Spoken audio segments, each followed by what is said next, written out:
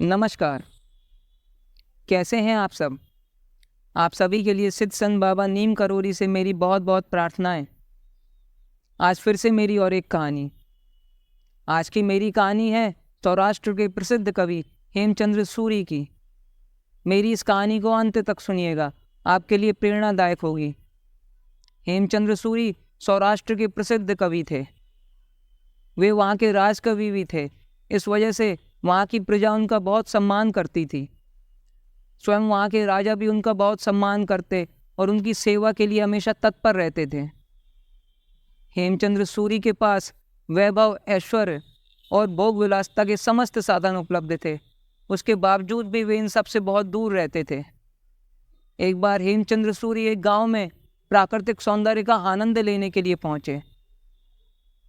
गांव वासियों को मालूम हुआ कि राजकवि हेमचंद्र सूरी आ रहे हैं।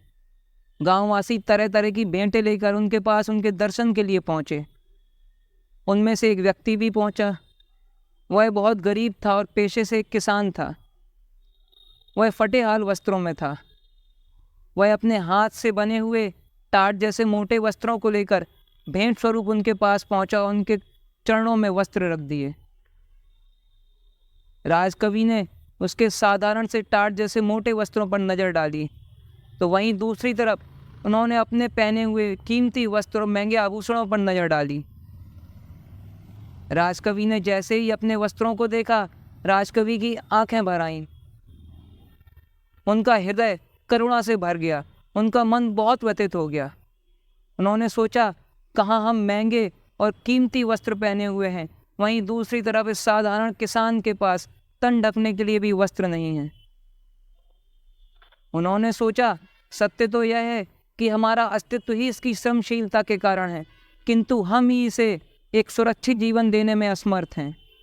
राजकवि ने उसके साधारण से वस्त्रों को अपने माथे से लगा लिया और वह वस्त्र पहन लिए।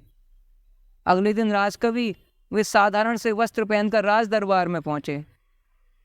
राजा ने जैसे ही उनके साधारण से वस्त्रों को देखा, राजा आश्चर्यचकित हो गए। उन्होंने आश्चर्य से हेमचंद्र सूरी से पूछा, कविराज, आज आप इतने दरिद्र वस्त्र पहन के क्यों आए हैं?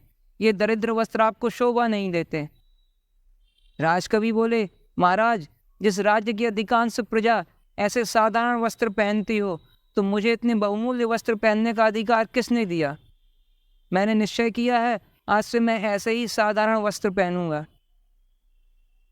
राजकवि की बातें सुनकर महाराज की आंखें भर आईं। राजकवि की बातों ने महाराज के अंतर्मन को छू लिया और महाराज ने निश्चय किया, जब तक राज्य की संपूर्ण प्रजा को एक सुरक्षित आवश्यक जीवन स्तर उपलब्ध नहीं करा देंगे, जब तक ऐसे ही साधारण वस्त्र पहनेंगे।